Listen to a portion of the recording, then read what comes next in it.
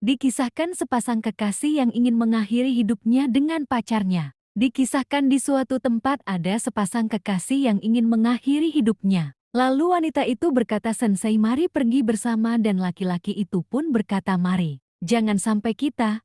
Dan tiba-tiba saja sebuah truk datang dan menabrak mereka. Oke, guys, sebelum kita lanjut ke ceritanya, saya akan menamai pemeran utamanya karena di ceritanya tidak tertulis mananya. Kita kasih saja namanya Lodia. Oke, kita lanjut ke ceritanya.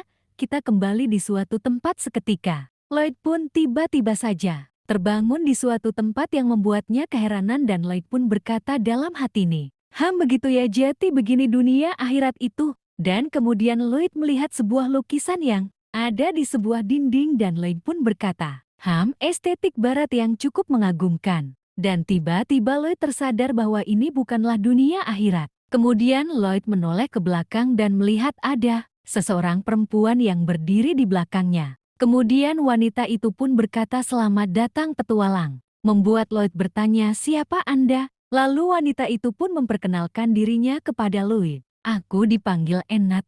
Aku ini pembimbing dari orang yang tiba di sini." Kemudian Annette pun mengajak Lloyd ke jendela untuk melihat dunia ini yang berbeda dari dunia aslinya. Kemudian Lloyd pun menatap ke hadapan jendela dan merasakan angin yang berhembus kencang. Dan Annette pun menjelaskan, "Kau terpilih untuk ditransfer ke dunia ini, ke dunia yang kelilingi kegelapan." Lalu Annette berbicara dengan lantang agar cahaya dapat kembali. "Kau harus menjadi pahlawan." Sontak saja Lloyd terkaget, "Apa? Dunia yang berbeda?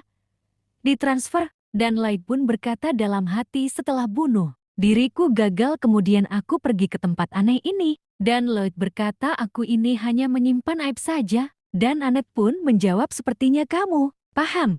Kemudian Annette pun kembali berkata, "Mohon dengarkan ini petualang. Kamu telah mendapatkan misi yang penting. Kamu." Dan sebelum Annette selesai berbicara, sebuah obat jatuh dari lantai tepat di hadapannya.